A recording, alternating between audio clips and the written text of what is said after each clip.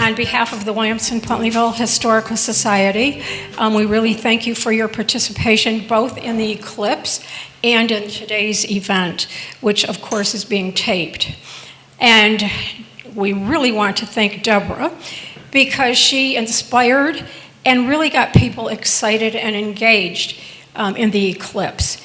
And once you had listened to Deborah, you felt really guilty if you weren't doing something. So we did our best, and I can tell you from a community point of view, we were very happy that we had done that. So thank you, Deborah. And with that, I'm going to ask Laura Hatch, who's our chair of Gates Hall, if you'd like to say just a couple words, Laura, about the hall, and I can hand this off. Welcome everybody to Gates Hall. If you don't know, we're going to be celebrating our 200th anniversary very shortly.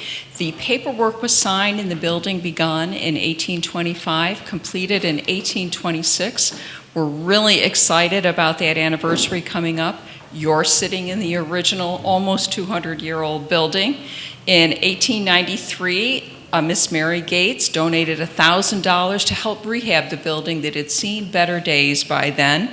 The building was lifted, a basement was put in, and this wonderful stage was built. So we're a multi-year building, but we're celebrating the fact that it's been here as a community building for 200 years. We have hosted plays, we have hosted speakers. It's been a place where advocates for abolition spoke, Frederick Douglass being our most famous speaker in here. He was here documented at least 3 times speaking on abolition. We had women's rights advocates, the suffragists were here. This was part of the whole burnt over period. And we had religious revivalists here and the Fox sisters, so there may be some spirits floating around. It's a great place, and our job now as the Williamson Pultneyville Historical Society is to bring this back to life and keep it part as a community building. And we have had tremendous turnout over the past year with new people coming in that have lived in the community for years and never walked through the doors, and they are excited, entranced, and coming back. So we hope you will come back and enjoy Gates Hall with whatever we're putting on at any particular time.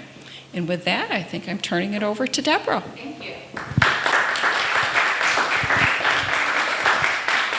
Hi, everyone. The first thing that I'd like to do is just to talk a little bit about framing, which I'm going to talk about art and framing in just a second. But, you know, if you have kids, which you guys do, and many of you have, you know, as you're bringing kids to an experience, you have the option of just plopping them into that experience or of framing that experience before they have it. So you can talk about what's going to happen, the kinds of things they might see, the kinds of emotions that they might have, the variety of experiences that people have for any given thing. And if you do that with kids or with anybody that you're introducing something new to, that helps that experience live for them. It helps them have a much more sort of nuanced and vibrant experience of that thing. So I experienced the 2017 eclipse with my daughter Ella in Missouri. We had a sunny day for that eclipse. And I had gone into that eclipse a complete skeptic about what made an eclipse special and came out a complete convert, having felt the kind of alignment with the sun, the moon, the earth, and me that NASA likes to talk about. Experience the moment of the sun and moon aligning with you. I got it in a way that I hadn't, so I came back on fire to help frame our area's experience so that everybody under the sun could have whatever their experience was. And the other thing that I realized after 2017 is that everybody has an eclipse story. And everybody's eclipse story is completely different from everybody else's. And so that's one of the valuable things. I spoke here in January to the Historical Society, and I spoke right here where Frederick Douglass gave 3 talks. And that's a different sort of framing. I didn't just go in front of a bunch of people and talk about this, which I did many, many times, but this was a very special experience. And so here I am doing that same thing with you guys. I'm framing your experience, so as you come up and talk, you'll understand, as the Williamson Pultneyville Historical Society understands that this is a moment in history. It's a special moment in history, and you're in a place where special moments in history happened. So let's just talk about this art for a second. It was the other way that what we did to frame our area's experience of the eclipse. It was one of the many things that we did. So Tyler Nordgren, all of this art is by Tyler Nordgren, who is the world's eclipse artist, and he's also an astronomer. Actually, he was an astronomer first, and then he became an artist. His 2017 eclipse artwork was acquired by the Smithsonian for its permanent collection. And so when I met Tyler in 2019 at the first national eclipse meeting that I went to, I immediately understood that if we could get Tyler to create a piece of artwork for our region, that would help frame our community's experience of the organizing and unity that we had in advance of the eclipse, like leading up to that. That art, there's nothing like art to unify a community. So when I met Tyler, who, by the way, is a great guy. You totally want to sit down and have a glass of wine with this guy. I said, you need to come to Rochester right away. This was 2019.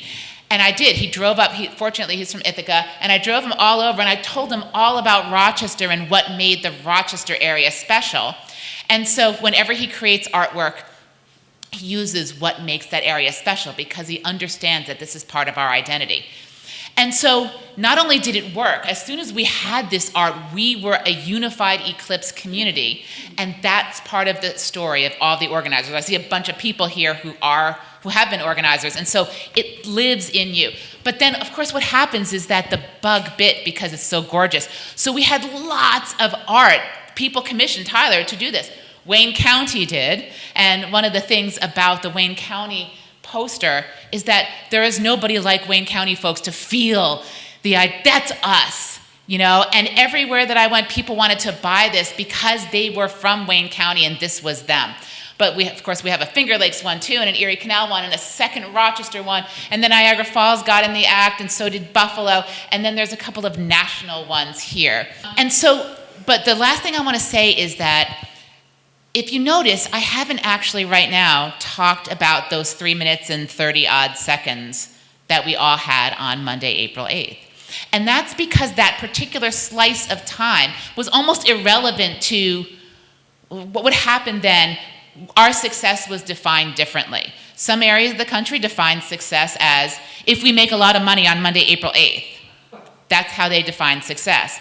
Texas was slated to have 20 million tourists because they had the best chance of a non-cloudy sky that day. Texas got clouded out. So all those tourists fled north because we in the eclipse biz had been spent 7 years preparing them for how amazing an eclipse is. So people fled Texas, and from here, if what they wanted was the sunny day eclipse, they followed the sun. They went to Watertown and the Adirondacks and Burlington and Far East, or they went to Cleveland and they had sun. But here, we had largely clouds. That meant that your eclipse experience was slightly different. We had spent all this time defining success and saying whether it's cloudy or sunny, you will have an eclipse experience that is fully yours. And so I think yes, some people were really disappointed by the clouds, but in overall, the vibe coming out of here reflected all of the work we had done to prepare folks. And so I've talked just a little hair longer because Dan Schneiderman from the Rochester Museum and Science Center just walked in. And I'm actually going to ask Dan to be the first person talking about telling you his eclipse story. Because, of course, the Rochester Museum and Science Center was one of the central pillars in framing this eclipse experience for the entire area. And so several years ago, Dan can say exactly when, but Hillary Olson, the CEO of the RMSC, come on up, Dan, because you're next, hired Dan to be the full-time Eclipse Partnership Coordinator. And so what I'm going to ask Dan I know has his own experience, but I'm going to ask him to talk about from the perspective of the RMSC and how the RMSC defined success for this eclipse, and then also personally. So he's going to be our first guinea pig. He's going to talk a little bit longer than each of y'all. As you guys come up, though, to tell us your experiences, like Pilar is going to tell us hers, a couple of minutes, okay? And as you know, this is being recorded because this is a moment in our history that we are documenting. So Dan, I'm going to ask you to come up and just talk about the RMSC's eclipse story and yours.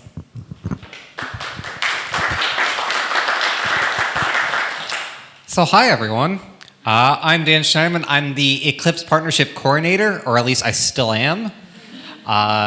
Who knows how long I get to keep that title. For the RMSC, we have been talking about the eclipse for well over a decade. The earliest I've been able to track down was 2012, when Deb's daughter Ella took Steve Fentress, our previous planetarium director's, one of his classes, and he was talking about the eclipse then.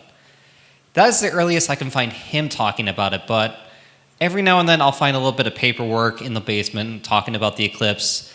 I think the earliest now I've seen is 2000 when we had a partial solar eclipse, and it said, hey, in 24 years, there's going to be a total solar eclipse coming right over here. My story really started in 2021. I mean, I had experienced the eclipse here in 2017, only partial. I had been volunteering with the RMSC, and at the first official stakeholder, I got a meeting on October 10th, 2019. I got invited, and well, I kind of prepared for this meeting. I may have binged 3 or 4 eclipse books, watched a documentary or 2, read every white paper I could get my hands on, and spent several hours on YouTube just looking up eclipse experiences. Entering this meeting, I raised my hand way too often, brought my books along with me, got one of them autographed by Tyler, which I still have in my office at work. And, well, you know what happens when you raise your hand too much? Well, I know, I heard this later on, Hillary whispered over to Deb, I'm going to hire that guy. Because the RMSC had long planned to really ramp it up for the eclipse and say, we're going to bring on someone full-time, their entire job is just going to be the eclipse. Of course, you know, some small thing happened in 2020, and a lot of things didn't quite get done until 2021. I mean, we had been working in the background. I remember doing a couple of YouTube videos. We had a couple initial grant meetings, and then I officially got brought on in 2021. Though I didn't get to focus on the total solar eclipse right away since we had that partial in 2021. But really, over a couple years, our main goal was to decentralize as much as possible. We saw the lessons learned from 2017. We saw how museums their attendance skyrocketed. And the name of success was to decentralize as much as possible, have as many events as possible, and then, of course, make sure that no one in the entire region was really scrambling to find eclipse glasses. For which I can say that was a definite success. I mean, we only had about, at the RMSC, 550,000 eclipse glasses available. You start adding in the other counties, the other large employers, I estimate around 800,000. But really, part of this was we wanted to do this ambassador program that we got to do, and I see a couple here. We got to distribute over 60 telescopes, work with as many communities as possible. Literally, that first week on the job, I had this question in the back of my brain of, how do you reach the entire greater Rochester region? We are 1.1 million people in total, give or take. That is a lot of people to get excited and educated and ready for the eclipse. And it's every demographic. I think pretty quickly I came up with the phrase, literally everyone under the sun, for which is also literally everyone under the clouds, but that's an entirely different story. This led to, so many different events out there. We had events for the blind and visually impaired that, were heavily featured. We had every type of cultural event. We had events at every museum. Honestly, I'm still hearing about events that took place then. And, success was just knowing that Rochester would go all out for the eclipse. And for the RMSC, we can say, yeah, we pulled that off. One thing we are just starting to hear is stories from all around the path of the eclipse. And the one thing that I've noticed is no one reached out to as many people as we did. It is insane. I mean, between over the last couple of years and Deb's efforts and a lot of the efforts of a lot of our community partners, there were hundreds of talks out there. There were so many outreach events. I mean, thankfully, I'm enjoying this festival season that we're just starting to enter because we're not at every festival. Yeah. Exhausting. But no one really reached out to their own community, thought about how do we get this community involved? How do you get that community? How do you make sure that no one is missed and experiencing the eclipse? It is insane that we had everything line up correctly, that we had transportation on early, we had our tourism board on early, we had our government representatives all on board. That is a rarity. Nobody did it. Nobody. Literally nobody in the country had all the government working with all of the non-government folks. It is insane how many things we had lined up. And it all worked out. I mean, yeah, sure, there was hiccups, and we were delayed from when we had originally wanted to do some things. But we can say that Rochester was prepared and excited and celebrated. Now to go to my personal story, I have to say, if you were to go back in 2019 and in 2021, I did a couple video blogs just for my own personal record. And there was one thing that I mentioned in both of them and ended up mentioning in a lot of my talks, which was I knew in 2019, 2021, my wife and I were talking about expanding our family and having a kid. My daughter was born on February 1st, 2022. I knew exactly how many years and months and days she would be when we experienced the eclipse. 2 years, 2 months, 8 days, technically 9 if you count leap day. And for about 2 years, I talked, the one thing I wanted to do during totality was to be right next to her and my wife and looking up. And I can say I did that. I can also tell you what a toddler's experience of an eclipse is. Any notion I had of it being quiet, out the window. For those 3 minutes and 38 seconds, not the entire time, but very close to it, my 2-year-old just kept saying, "It's dark out," again and again and again. And even though, I've explained it, she heard so many talks. There are photos of her literally asleep in my arms as I'm reading white papers about the eclipse. She was like, okay, this is different. But we got to experience it together with her, my wife, and just the three of us together, all embracing the darkness. Yes, I would have loved to have seen a clearer view with all of them, but I know I still have that chance. I am still kind of doing the math in the back of my head of how old she'll be when we have another total solar eclipse right here in the continental U.S. I know she's going to be in her early 20s. She might be graduating college at that point, which is wild to think about. But I also know that, in a couple years, I could travel with her to various parts of the country, bring her down to Australia in the 2030s. We can have a lot of fun. But all I know is whenever I get to experience totality, I will always be thinking of her and my wife and the experience the three of us got to go through together. Thank you, yes. So I'd like to bring up Scott Fybush, please, so he's going to be the co-host now, or he is the co-host of this. Here you go. Thank you. And so we'll introduce Scott in just a second. For everyone who is going to give a little, however, you don't need to do, Dan is a practice speaker, by the way. That's not what we're really looking for from here. What we're looking for is for raw, unscripted, unedited, what you guys experienced during, before, after the eclipse. What was your thoughts and feelings? All right, this is not, a big scripted thing. Those who do talk, we have a little gift for you. We have a little ornament for those who celebrate or don't, which is an eclipse ornament for you. So everybody, please make sure you take one of those before you go. And by the end of this program, the other thing we have for you is birthday cake. Thank you so much, Nan and group, for doing a birthday cake for me. Yeah, so it makes it just a little bit nicer. So as you would like to come up, so now Scott, who is a practiced host, I've just been doing this for Eclipse stuff, but this is Scott. So if you could introduce sort of who you are, and then I'd like you to do a short Eclipse story that's more like what they might hear.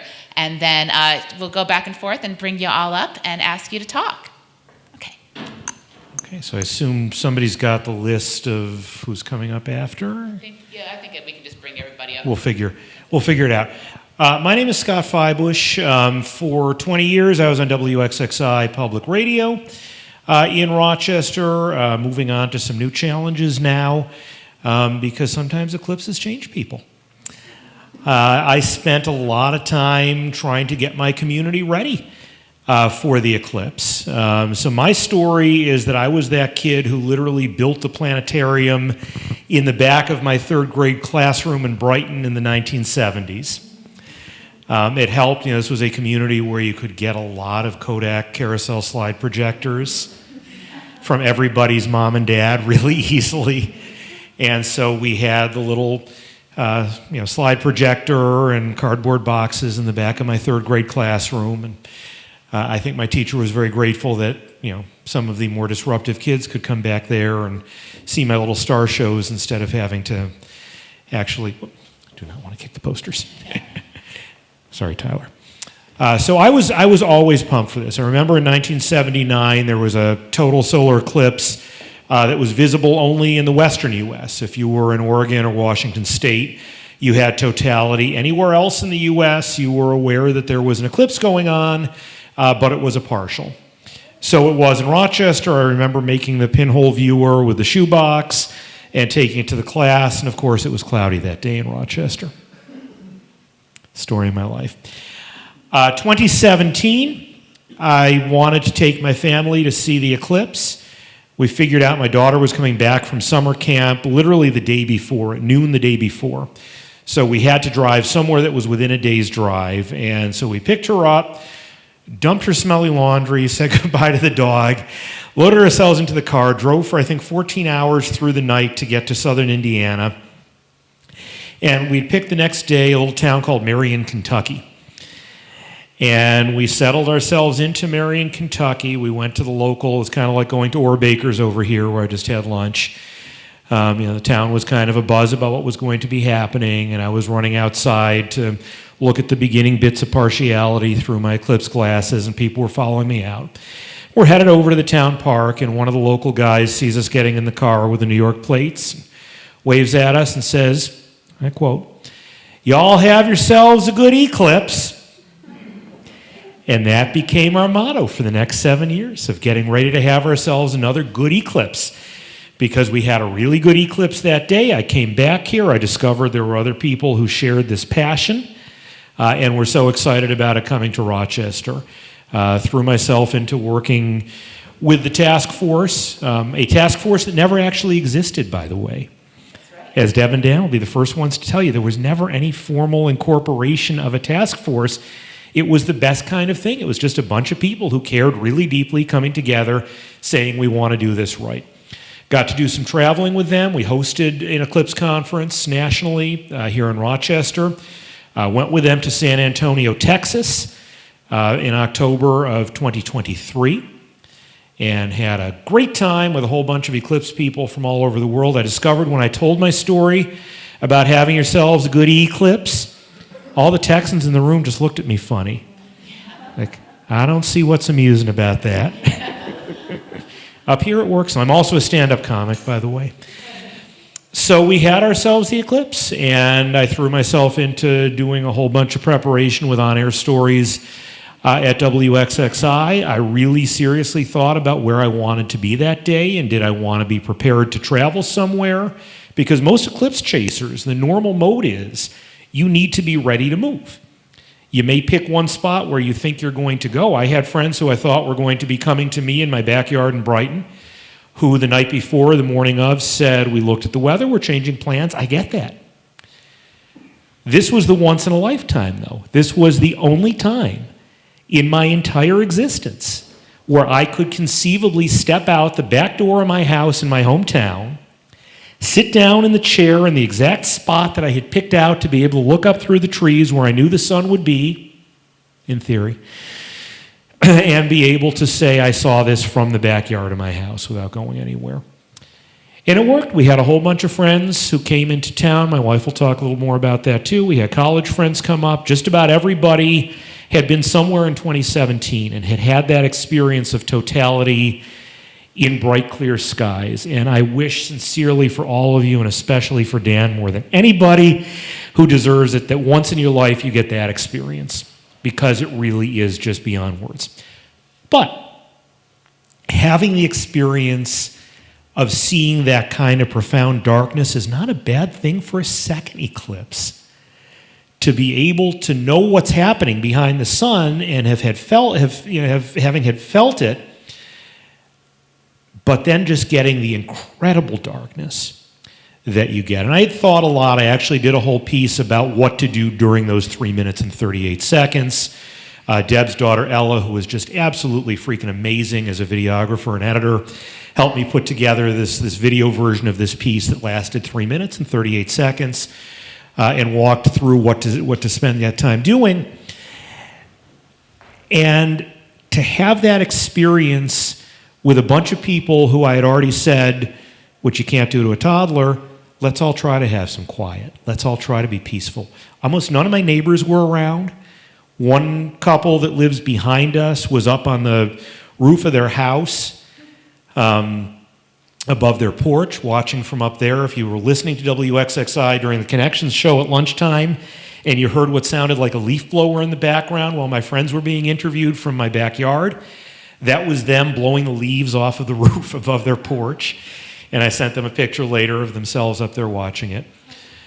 And I actually did something I didn't expect to do because, I was there with my family. My daughter came back up from college for her second experience, and I walked away from it. I walked around out to the front yard where I didn't think I wanted to be because I knew the streetlights were going to come on because, my God, we had warned people for years that the streetlights are going to come on if you don't do something about it. And I walked out there, and it was just amazing to see that darkness in the middle of the day. And I'm still processing it, and I think I'm going to still be processing it for a very long time. It was not the experience that I wanted to have exactly, but it was the experience that it was going to be. And for me, at least, I hope that it is only number 2 in what could be still a longer series of these. There's a book, I should have brought it out here with me today. When we were in San Antonio, Dan won a copy of it at the door prize drawing, and then I went out and bought a copy because I had to have one of it. It's a book, it's an atlas of all the eclipses between 2020 and I believe 2045. And I'm here to tell you, if you are younger, kids back there, keep this in mind. You think it's a very long time from now. You can't imagine what 2045 is going to be like, but it will come eventually. And if you are anywhere down in Florida, up in the mountains of Colorado, you will get this experience again. And for me, I have every intention, now that my kids are about to be grown and out of the house, I want to be in Spain in 2026. And I really want to be in Egypt in 2027 when there is 6.5 minutes of totality. 6.5 minutes of totality over the temples at Luxor. And then 2045, hopefully in Florida or Colorado or somewhere. And then I hope that my kids someday in 2079, my daughter goes to school in New York, maybe she stays there. And I have this idea that my son and daughter will be in their 70s. And they'll be somewhere in New York City watching this thing come over. And they'll be thinking about when they were kids. And they'll be saying, we're having ourselves a good eclipse. Even if I'm not there. So that's my story. A little long, I'm sorry. That's I know okay. I tend to go a little long. That's fine. So you all have just been hearing professional speakers. I really want to can I just say not. one more thing? You have more? Well, I mean, Yeah. it's okay to have had a mixed experience about this. That's part Yes, of what that's a really good storytelling is. It's part of what stand-up comedy is sometimes. It's okay to have had the experience you had because that's real. And by the way, who knows when the last total solar eclipse that was visible in Rochester was before 2024? 1925. And I always regret, because it never occurred to me, my grandmother was in Rochester then, she would have been 10 years old, she died in 2009. And I never thought to ask her if she had experienced it, and I realized much later on, when everybody was going back to the newspapers, it was all clouded over that day too. Yeah. It's part of our experience here. It's who we are. We make the most of it. Okay, so let's see if somebody would be willing to be the first not person from our task force talking. Who would be good? Nan, please come up. Even though I've already spoken up. Yeah, because you need to talk about your experience. Thank you very much. My name is Nan Hance, and I am the president of the Williamson-Pultneyville Historical Society. And to be perfectly honest with you, until we had heard Deborah speak, we really hadn't planned to do anything. And once we heard Deborah speak once, and then again and again, and we knew how passionate she was about this. And it's kind of like, this is an opportunity to bring our community together and to have something that would bring everyone together. So what we did here in Gates Hall and at our Historical Society house, which is just down the street, we had that open for exhibits. But here we had 3 full days of programming. And it was interesting because it did bring the community together. They came out, they were very supportive, and they enjoyed what we were offering. So for us, the measure was not about making money, but it was about bringing the community together, and it did absolutely that. And so for that, we're very grateful. And so we knew we did not have the ideal viewing location, because across the street in Centennial Park, which also belongs to this property, it's just, you couldn't really see much. So we wanted to make sure people knew that in advance and that they were free to go wherever they'd like for the best experience for them. So I left for a few minutes that afternoon and went with my family just a little bit east of Pultneyville in an open field, and it was incredible to be with that many people. And I'm from a huge family, and most of them were actually there, which is surprising because they don't all show up for everything every time you have something. And they had their friends there also. So it became absolutely still for a couple seconds, and then it was like, oh, gosh, I think we're not going to see too much. And you could tell the kids were getting a little nervous about that.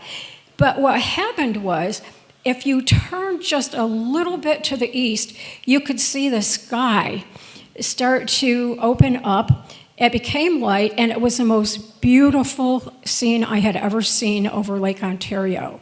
The colors were so vivid and so bright that that's a memory I will have forever. And everyone else who was there felt the same way. Just because we didn't see what we expected to see, we saw something that I thought was even better than what we could have seen. So that was our experience, and thank you for inspiring us, and all of you who've been involved on a daily basis, I can tell, for sharing your passion with all of us. So thank you. Thanks. Could we have y'all family come up because you're here? Anybody want to talk about what your eclipse experience was? Thank you. You can hand it down to. We'll give you. You guys can share 2 microphones among you.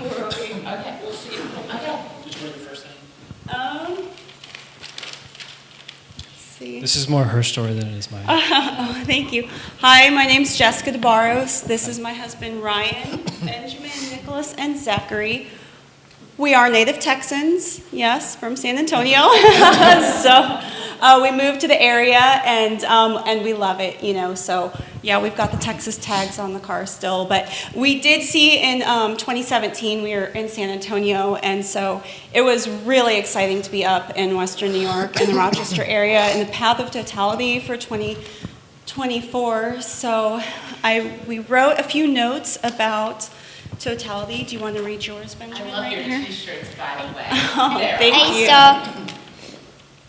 Totality. I saw totality. It's don't stoke. Benjamin. Okay. Nicholas, you want to read yours?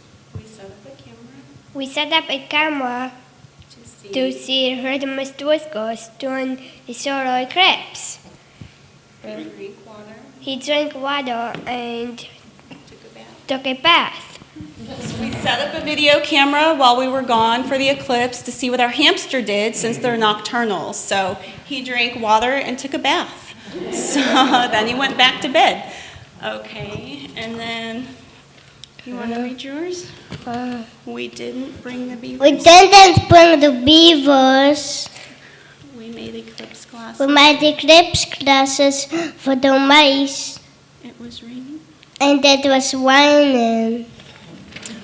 Okay, we didn't bring our stuffed animal beavers. We made some eclipse glasses for our little mouse stuffed animals, and it was raining.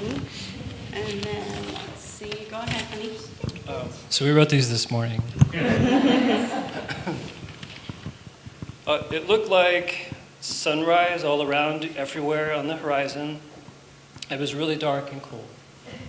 And then I wrote, we sat in our front pasture facing our hill in the chilly wind and rain. I held on to my husband in the darkness of totality and hugged my children close as daylight returned. So it was a homecoming for Jessica. Her family's from up here, so we moved from Texas. And it was great. We finally found a house. Took forever. We found a place. It's a nice little farm. And to be able to have this experience on our new home was great. We're so grateful for all of y'all, and like I mentioned, your newsletter is just incredible. And just so there's no misunderstandings, we fly our maple syrup from New York to Texas because they don't have syrup, and we fly our hot sauce back up with us. So if you see my husband in the airport with a lot of luggage, it's full of hot sauce and syrup. So we were able to go to the Rochester Museum of Science Center We did, because of your newsletter. And we did see one of the speakers, and I believe he was the MC. You were the MC on one of the speakers that we saw, and that was great. Really great. Yeah, we appreciate it. Yeah, we ran amok in your museum. It was amazing. Yeah, you guys are just fantastic. Thank y'all so much. Thank you. What are, just so we know, how old are all the kids? Benjamin is 9, Nicholas is 8, and Zachary just turned 5. So. Thank you so much. One of the things, by the way, that I kept saying was a reason to stay home. I wanted to see how my dog reacted. And I realized afterwards that I didn't know where she was through any of this. And I asked afterwards, oh yeah, she wanted to go inside, so somebody let her in. Which gets back, people were worried. It was a legitimate question that came up that I know Dan got asked a lot and Deb got asked a lot. Do we need glasses for our pets? And the answer was, do they look at the sun normally? No. Okay, then. So I still don't really know what my dog thought of the eclipse. Who would like to go next? Pilar? Thanks. Hi, everyone. I am Pilar Osorio Godoy. I am the president of Grupo Cultural Latinos in Rochester. We're a nonprofit dedicated to share Hispanic and Latino culture in upstate and western New York. And we partnered with the Rochester Women's Network, and we did an event at the I-Square. And what we wanted to do was mix the science part of the eclipse with the cultural part of Latino culture. I am of Chilean descent, so that was also very important for me. And what kind of added the special part for me was my sister flew all the way from Chile to be here for the eclipse. So it was also a different experience for her because she had been in an eclipse in Chile, I think it was like 2 years before. And so for her it was also different because it was cloudy. So it was a very different experience. We had two parts. So one was an indoor event because it was also a little cold, so we had a lot of dance presentations. So we brought in a couple of groups. We had city twirlers who did baton twirling and Easter Island dances. We had Alma de Mexico, and they did some Mexican dances. We had Grupo Fenix, and they did some Puerto Rican dances. So it was like very diverse. We had the collaboration of other volunteers from Grupo Cultural, and the Rochester Women's Network also supported with the organization of the venue and the food. So it was really fun. And I also had a friend from Chile who lives in Philadelphia who drove especially for the event as well. So it was really fun to share with everyone. And we just also, I think I want to go to Spain and go see the next one. So thank you. Dick, I think you are going to come up next, yeah. Good afternoon. I need some water. I'm just kidding. I'm Dick Bennett. I live in the city in Maplewood, and we have a median, and I practiced taking the sun from there, and it was in a pretty good spot. But then I heard that there's the totality, kind of a sweep of the darkness coming through, and I thought, I should go to my cottage at Canisius Lake. We live on the east side, and the whole lake would be open. And that's what we ended up doing, my wife and I. Unfortunately, my kids and grandkids are out of the city, and weekday they weren't able to come. I've always been interested in space, not necessarily astronomy, but I remember watching the early Mercury and Gemini and Apollo shots, and I was able to see Apollo 14 launch at Cape Canaveral, which was cool. When I heard about the eclipse, I thought, well, I got to expand that. I'm also a photographer, an amateur photographer, and I wanted to learn how to take pictures of it. I got my lens filter last October, which is unusual for me because I'm a procrastinator for forever. And took some classes, did a lot of reading, heard about taking a time lapse of the totality. So I had everything set up at Canisius. I had a long lens at 500 millimeters, and I had a wide angle lens, and I had a pocket one that I had, and I had my my cell phone. I was all set to go, and I saw the first 30 seconds of a little bit of the eclipse through the clouds. But it was really cool. I set the videotape, the cell phone on 1 second a shot, 1 second for about 3 minutes, 50 seconds or so, and I saw the totality. It comes right across.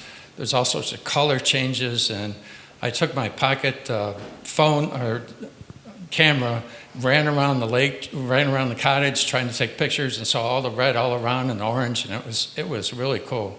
There wasn't anybody down there, and there aren't a whole lot of trees anymore, so I didn't hear the birds or animals. There was a group of people about 5 cottages down. But I do have that video. It's pretty cool, and it was really neat, even though that wasn't the sunny day that we expected, but it was cool. So one of the results of the eclipse is I joined the astronomy club. And so I'm hoping to take some more pictures and figure out how to get some pictures of the different stars and constellations. Thank you. Thank you. How about Martha? I was waiting for this. Thanks. Great, thanks. My name is Martha Lightfoot.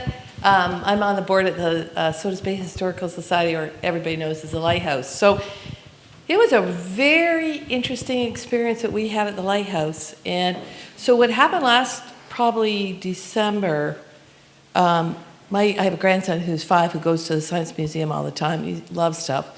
And so I got an email from the Science Center saying that, or Science Museum I should say, that was saying about this eclipse. So I had talked to my kids about it, and I said, you know, Deborah has heard this and Nan's heard this story. So my father saw the eclipse in 1925, and he would have been probably 5 years old, and he's a fruit farmer. I'm not sure what they used in those days to look at the eclipse. I don't remember what he said, but he was so blown over about this experience. And I'm sure they probably went to the back of they were on a fruit farm, at the back of the farm, and probably had very rudimentary things that they looked through. And I remember as a kid hearing all about his experience. Like at 5, he was able to remember that. So anyway, when I got this email, I think I met with Elaine at the Lighthouse, and I said, Elaine, you know, we should do something. And, you know, the museum is doing something. And we talked about it at the board. So at that time, our president, Dan McIntosh, said, well, maybe we don't have an event, but maybe we can buy eclipse glasses, and maybe people might come to the museum to watch it. So anyway, it kind of started the whole ball rolling, probably about March of last year. We didn't even know what we were doing. We're just like, well, maybe we can do an event here. So it kind of exploded. And I mean, I thank you, Deb, so much for all, we heard about you, but we didn't see you in person all, so we're like, who are these people, or whatever. But knowing that this was probably an event of the lifetime. So we had no idea going into this who we would expect. We had people starting March of last year signing up for our eclipse, and we're like, these people are from coming all over the world. So we had 2 couples from England, we had an astrophysicist, we had an astronomer from Pennsylvania, and like, how did they hear about us? Like, who are these people who find out about us? So one of the things is when we had our tickets coming into the Lighthouse, I, with a number of other people who I can't thank, I shouldn't even take credit for a lot of what did at the Lighthouse. We asked people if they were coming in to hand in their tickets, and I said, well, what is it about us that's very different than where you see the eclipse? And these are people coming in who are all eclipse, people. They were all experienced. And they said the interesting thing about what they were thinking is that they wanted an experience on the water. And it was a very different experience. I don't care what anybody said. It was a very, very, and we who live on the water, here or whatever, you couldn't describe it. You could not describe it. So with the cloudiness, it didn't make any difference at all. It was that experience of the water. And what we saw is when it went dark, there was this rim of light that went across the lake. And they said, was it light on the other side of the lake? It was a complete mirage. So afterwards, people were just like floored about this experience. So the corona to see that didn't really matter. So another thing we had is we had a big screen TV that Mark Hamilton from AB Hamilton, we were very lucky to get. So we watched the eclipse on the screen from Texas all the way across on this big screen TV, which people really liked. But that light going off and the lake experience, typical of Lake Ontario and Sodas Point, we couldn't make this up. We have a guy called Cannon Man who blows off a cannon all the time. So doesn't he blow a cannon off, and then somebody on one of the islands blew off fireworks. So people who came to this experience like, what is this? Well, of course, everybody knows Sodas Point is party town. But I think it was a very spiritual event. Like if you ask people afterwards, they'd say, we'd never experienced like anything like this before because we're on water. And I think that's the beauty. So we were all kind of disappointed we didn't see it, but it didn't matter because we saw this beautiful lake scene. And I think you can see photographs of the lighthouse. Now, we had forgotten to turn off the lights in the lighthouse. Everything else was off. But then you'll see in some of our Facebook pages this beautiful lighthouse with the lights on top. So it was a very spiritual, very ethereal experience. So I'm speaking for a lot of people, so I don't want to take credit, but it was just a wonderful experience. And I can't thank all the committee for us being able to experience that, because we wouldn't have done it unless you guys were doing it. So, and we had people at the Yacht Club had a wonderful experience too, which is very different looking on Sodas Bay. So anyway, so we hope my kids are all there, so hopefully they'll be able to experience it. My grandson, hopefully down the road. So anyway, I've taken enough of your time. So it was a wonderful experience. I mean, one of the things that Martha just said was we helped frame that for you guys, so you got to have it. And I think that's translatable, right? And knowing that self-confidence, we're like, we don't know what to do, but I think when we saw you at Reliant that night, we're like, well, maybe we can do it. Because we were just we bought 425 eclipse glasses in March. We're like, it was like $600 or something. We were like, this is like, we don't have the budget for this, but it worked out. And we got rid of all those glasses, which is good. So I think we had up to 500 people at Lace. And it was from all over the world. So it was interesting. So anyway, thank you very much. It's kind of a shame. Thank you, Martha. It's kind of a shame the way these cycles work, that with all of this newfound experience that all of us have now after April 8th, that there's really nowhere to put it to use for a while, at least in the U.S. Although one of the things that those of you who are on the task force will have just gotten an email from me, we're actually measuring the relationships that were formed as a result of this, right? So there were about 200 really active people on the task force, and about 750 or so, 800 who got the email updates. And so we currently have this survey going on to talk about who got to know who, and whether those relationships were strengthened as a result of the eclipse. And I think as of this morning, we had about 80 people who had taken that. And it's just a really interesting sort of beginning of building that graph. I think I'm going to ask Lisa to talk, if you don't mind, Lisa, because I don't want too much time to last between when Scott gave his version and when we get to hear the real No, I'm just kidding. All right, I'm Lisa Feibush. I'm married to Scott. And he and I are both stand-up comics. We're actually kind of a rarity. We're the only married comics in Rochester, but we don't perform together. We do not have a dual act. We have our own acts. And we were asked to put together a comedy show as part of the festival for RMSC, which was so much fun. And the requirements, it was very much out of our comfort zone, partly because the requirements were that a show like that always has to be clean comedy. That's not necessarily the difficult part. But it also had to be science-based, ideally eclipse-based. And Scott is not, neither of us is trained as a scientist. We read a lot, we both like science. We like smart comedy. But this wasn't something we could necessarily talk about from a scientific point of view. We do have a comic who is a physicist, but he was not available for the show. But of the 5 comics, the 2 of us and 3 others, one of them is a working chemist, but the others were just comics, but we all did our research and considered it a challenge to write, and we had a really good show. And it was practically a full house and a lot of people from out of town. So we were very excited about that. So for me, what was really fun was just the entire weekend of people coming in and celebrating. And back in 2017, when we had gone to Kentucky, and for that I remember that was a big deal for me because I was an adult and I could travel to Totality. Because the first eclipse I had was in 1979, and I lived in Indiana, which was in the path of totality it was in was you wouldn't know there was an eclipse unless somebody told you.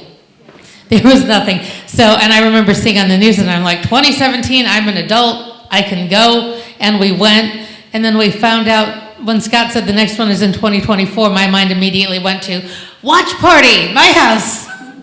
And Scott was saying, oh, it could be cloudy, and I'm thinking, we're gonna just be hope, but we're gonna have people celebrate. And I had one friend who is an eclipse enthusiast who actually didn't ask, but told me he was coming to my house. But he's one of my best friends, so he's allowed to do that. And I started putting out calls for anybody saying, open door, you want to see totality, I can't promise the weather, and the accommodations are going to be rustic, but you'll have a place to sleep and bathroom facilities, and I'll feed you. Everybody who knows you come to my house, yes, I will feed you. So we wound up having 4 out-of-town guests, and how many was like 14 people, I think, who actually came also, who didn't stay at our house but came up for the day. And we just had a whole bunch of food out. Whoops. I hit the off button by mistake. We made some eclipse cocktails. We had the eclipse beer. We had the donuts. We had the chocolate. We tried to do as much eclipse-themed food as we could. And when it started to cloud over, I decided that we should say what became our motto as a mantra. So I toasted everybody and said, y'all have yourselves a good eclipse. It sadly didn't work in terms of the clouds being erased, but we all did have a good time. And when it got to totality, I remember just feeling like it looked like somebody had turned off the sky, because it went from dark to suddenly really dark.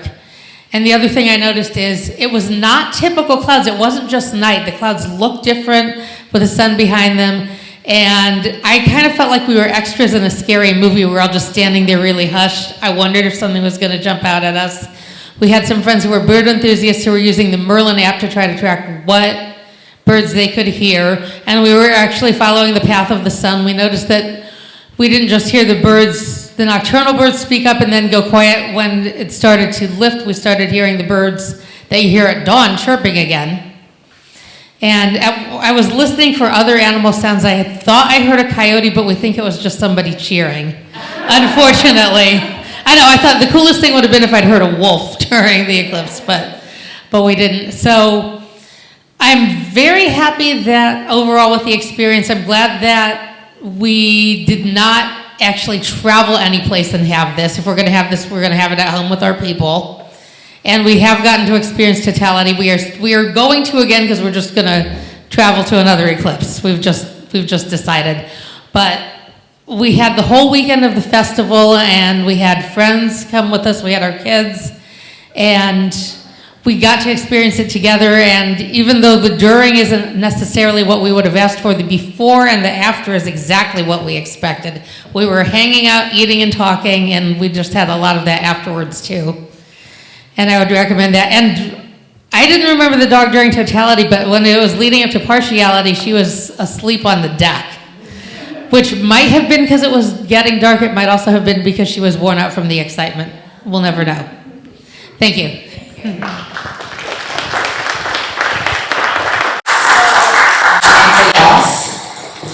Please.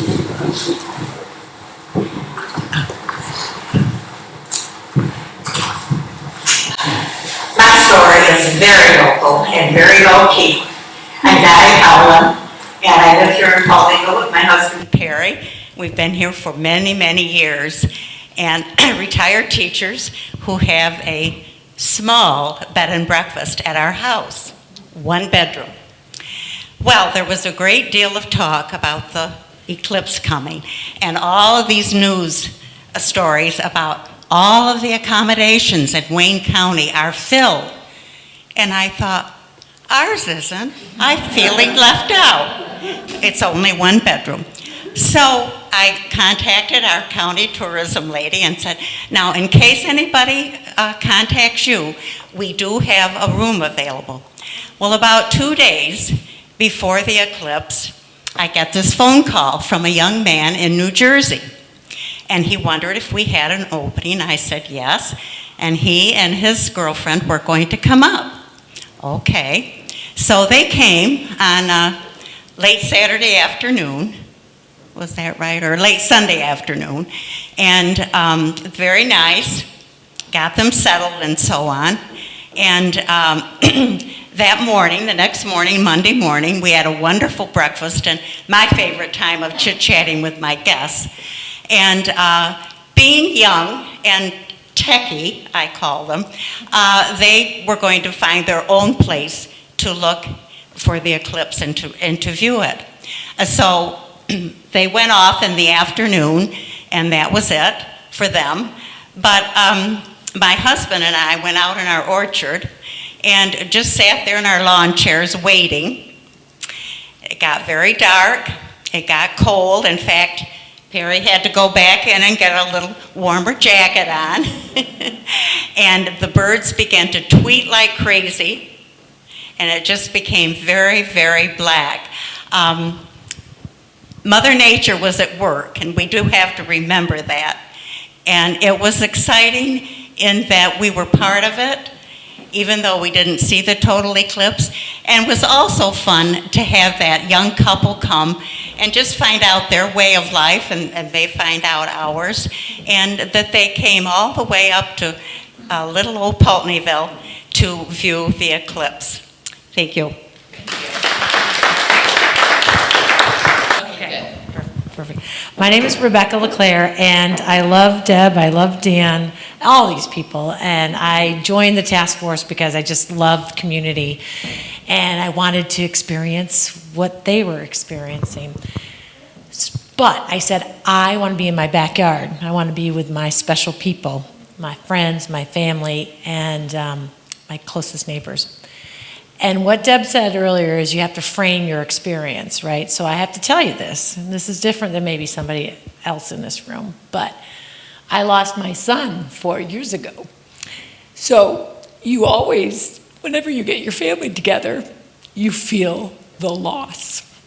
And you think about, where is he? What's he experiencing? So I knew that this was going to happen to me. And I went away from the group so I could be alone to maybe connect, because I know how spiritual this event can be to so many. And I went away from the house and the talk so I could be quiet, and it got really, really dark. And I felt alone, and I thought of him being alone when he died, and it hurt me. But then all of a sudden, the light came back so fast. And it kind of woke me up. And it made me realize just like my pastor had said on Sunday, experience that eclipse and know that the Master is in control. And for those of you who are Christians, if you believe in the resurrection, that light reminded me that I do believe my son was resurrected on the day of his death. And that's what I took away that day, that he is with me and just watching over me in the universe. And it really made me feel good. And we went back and we sang songs because we didn't know what else to do. The eclipse didn't happen the way we wanted it to happen, but when you sing as a group and feel the family connection, that made it all the better. And I prayed that night in Thanksgiving for him reminding me, and him meaning God and perhaps my son reminding me that he has been resurrected. So that's my story. But Christine, come forward. I didn't want to bring it down, but I just wanted people to understand that when there is loss, you feel it. But I want Christine to bring a happy part to it. I am on it. Hi, everyone. I'm Christine Worth. I'm the tourism director for Wayne County. And I can't not speak about the poster.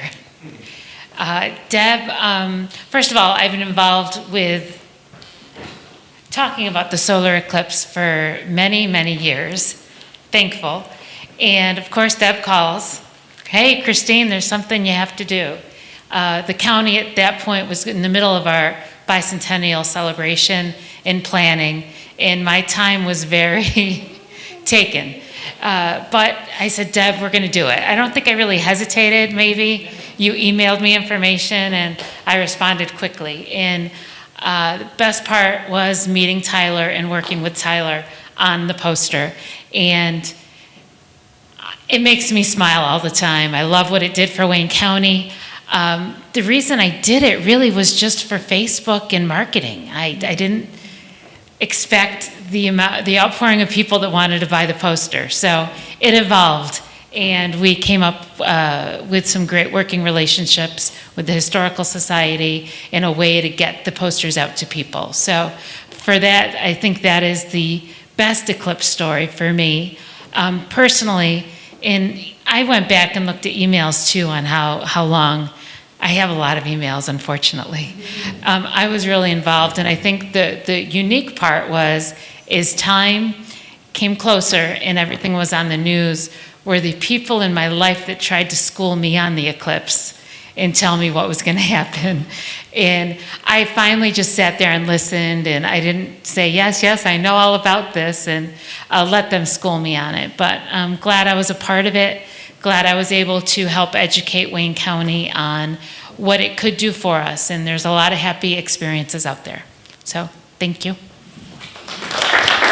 Thank you so much.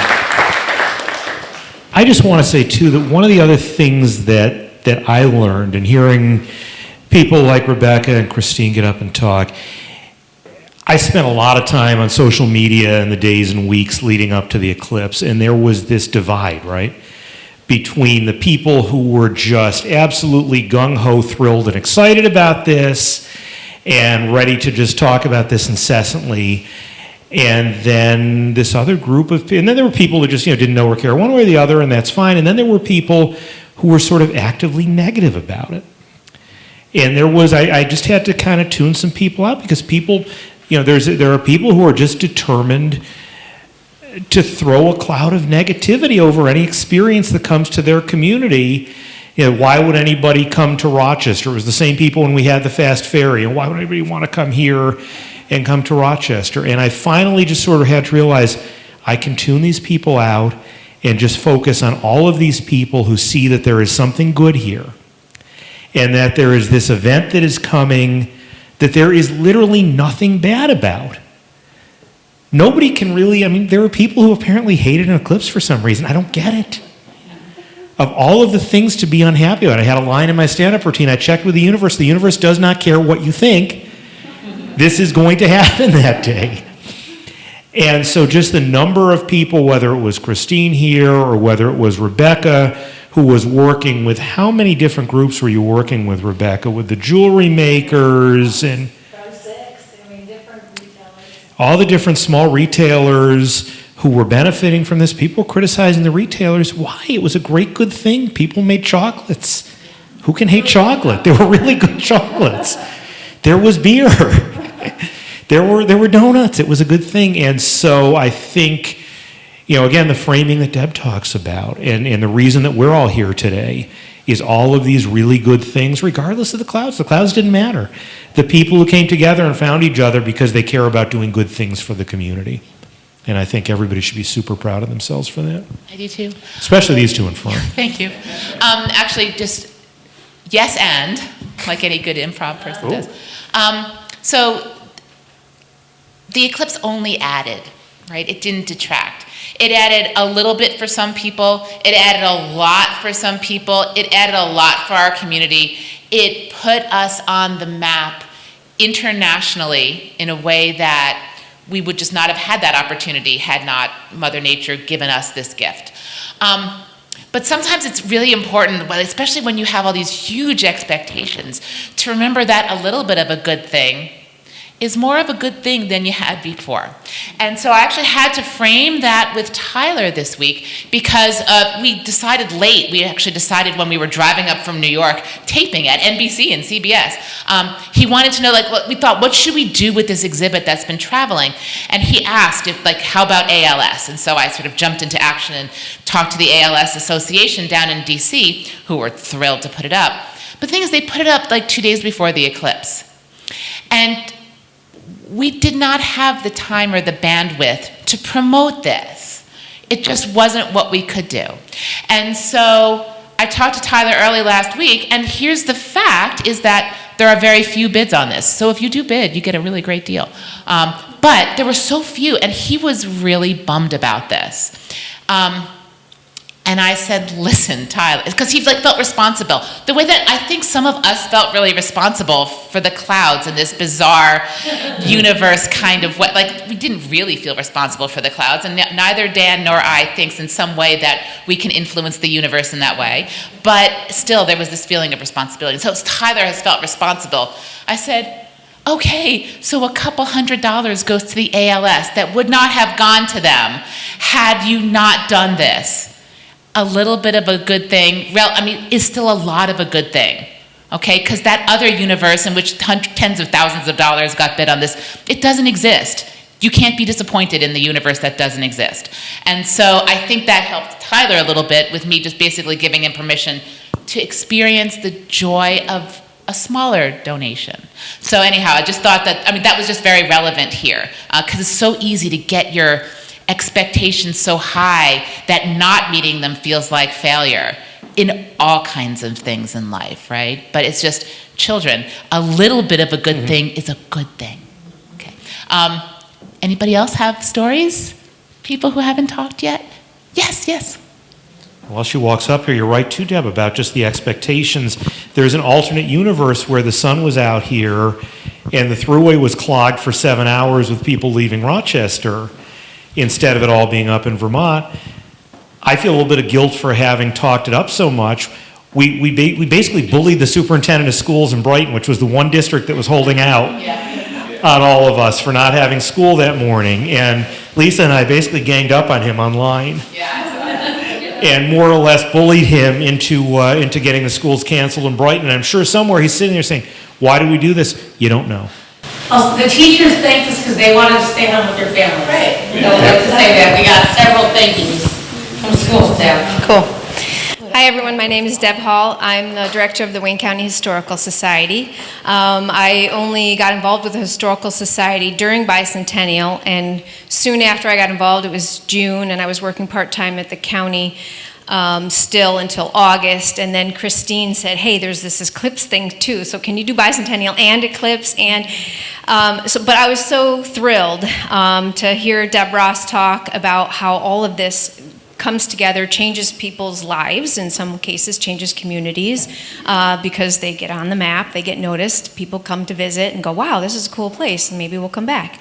But it was fun to work with Christine on the poster, because I got to talk with Tyler early on, before he even did his first draft, and we talked about all the different iconic things in the county. And so of course you'll see them depicted on the poster: the canal, the lake, a lighthouse, unfortunately not a depiction of the old lighthouse, but a lighthouse nonetheless, a church, the county building, of course the apple fields, the farming, Chimney Bluffs, and the big old apple that acted as the moon.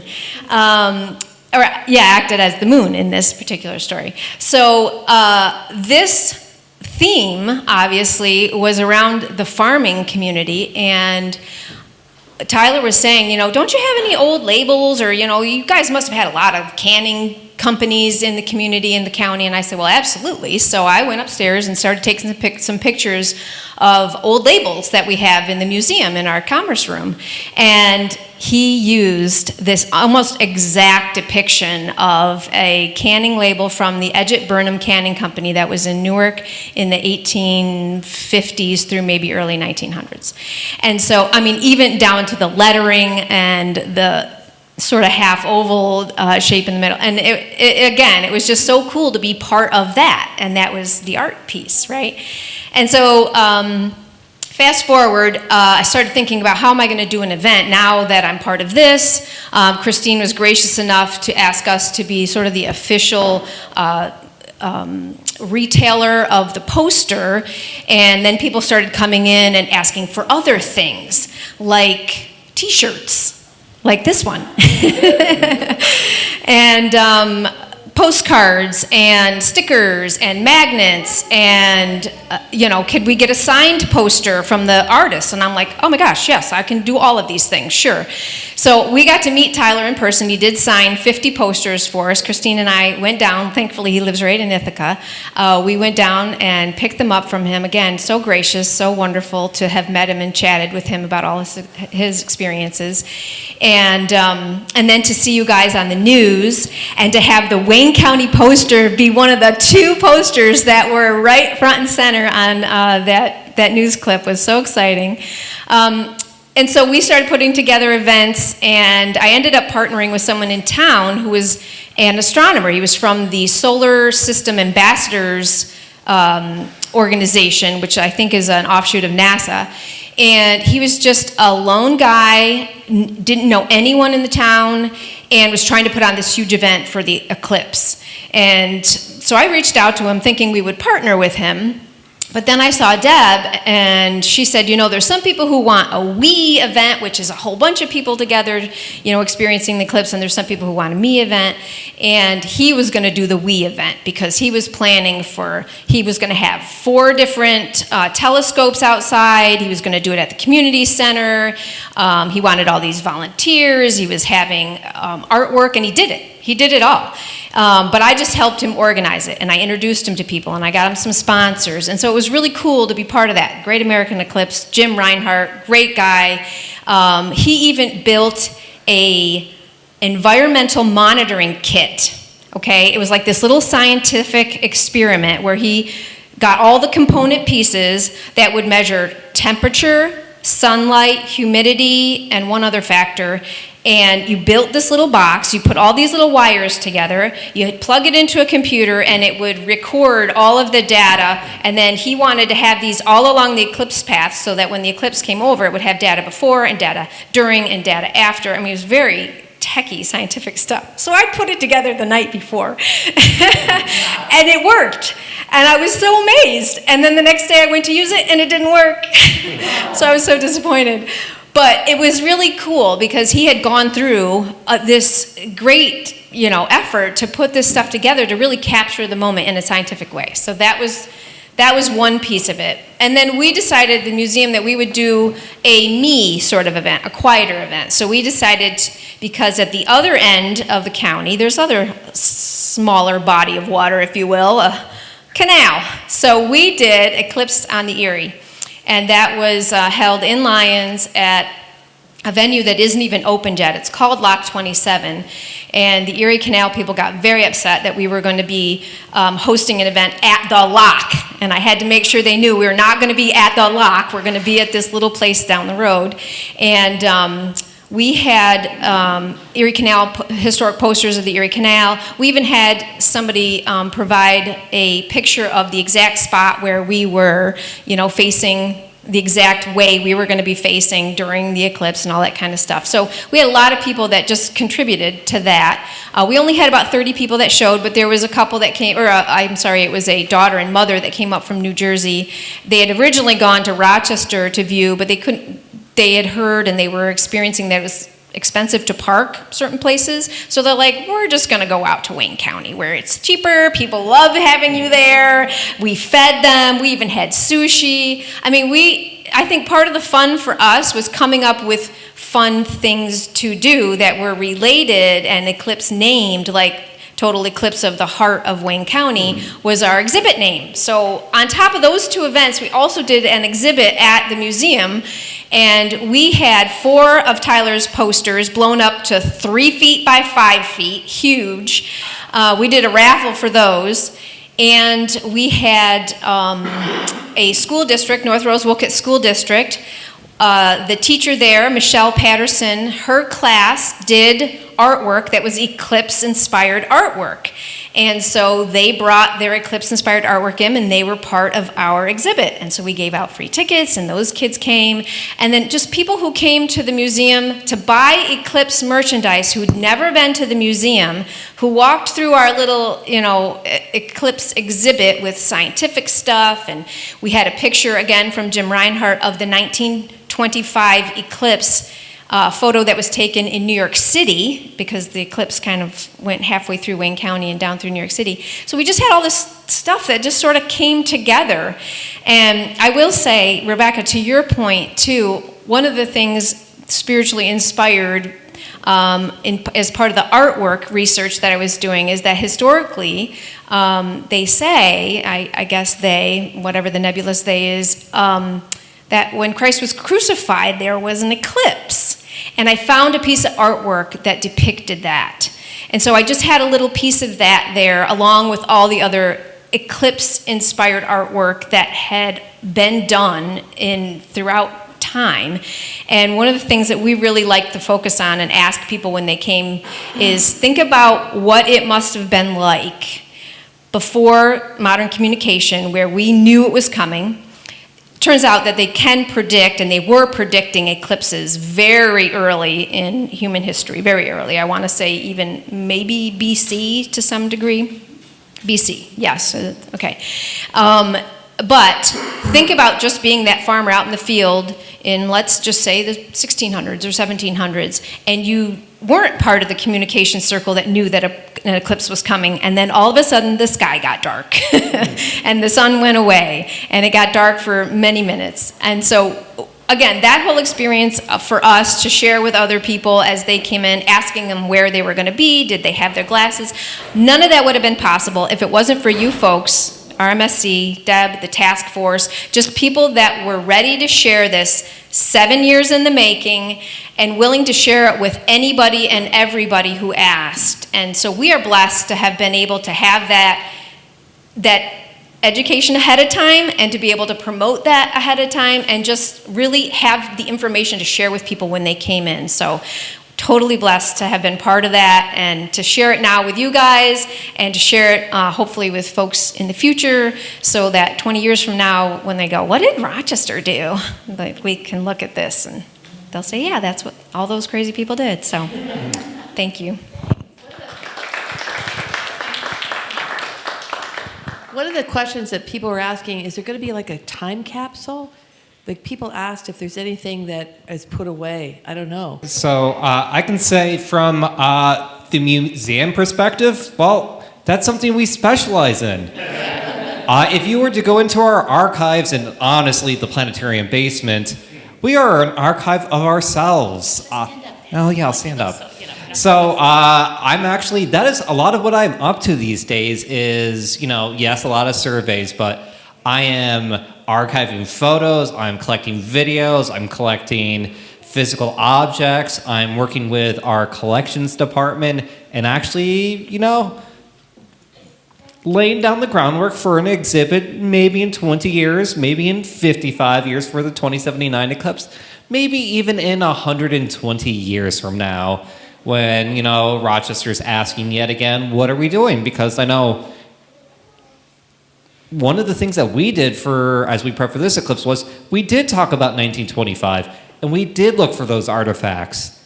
Well, we're been, laying the groundwork for that. And, one of the big things that we've done ahead of time is we took video. We took a lot of video and a lot of photos throughout the entire process. Almost every stakeholder meeting was recorded, was captions, so many photos of all of our adventures. It's kind of wild how much we captured ahead of time to be passed on and studied for later generations. Also, it's not to be understated. So Rochester really was known as the place that prepared. I mean, we really were. Through the whole country, it is everybody who knows in this community, mostly the American Astronomical Society, who put all of this stuff together, they know what we did. And one of the other things is everybody in the country involved in this knows Dan. Because seriously, and the other thing that everybody knows is that in the 2040s, this is the guy who's going to do it for the country. Not kidding, I am now available for booking for 2039 to start touring around. If you know anyone who is looking for a speaker to talk about what it's like to organize an eclipse, I am available. I will not be. But anybody else who has a few extra final words to say before we have some cake? Thank you. I'm Laura Hatch, just in case you've forgotten. I've lived in this area for about 45 years. I was one of the, not negative people, but why is everybody so excited people? I experienced my first and only total eclipse in the early 1980s in Aguascalientes, Mexico, with my children, sitting out on the back steps in our garden with a piece of white cardboard and another piece of cardboard with a pinhole. It was so exciting at the time that my husband was at work and nothing changed. They just continued to work. We sat out in the garden, watched our little pinhole. It got dark, it got light, and my kids went off and played. So I'm going, what is the big deal about this? And I think it's because then there wasn't the communication. It was just something that happened. Your science teachers talked about it, sent you home with your little kit, and you did your thing with your kids. Here I was less than enthusiastic about all the activities planning, but I was the support behind everything. So here I was making sure Gates Hall was available. I gave a program. For me, the best of the whole weekend was a program on Stonehenge predicting eclipses. And I think what it brought home to me was 3000 BC, they were starting to track and predict. And we're so astounded in the progression through the centuries, the eons. And for me, my takeaway is listening to all of that history is put down your phones. There's incredible things going on around us, and we're forgetting to look. And I think that's my takeaway from the weekend, is that people talked to each other, people looked up, they looked around, they went to new places that they hadn't gone to before, and that's what we've got to remember to do. Stop looking at the screens and look around, because amazing things are happening.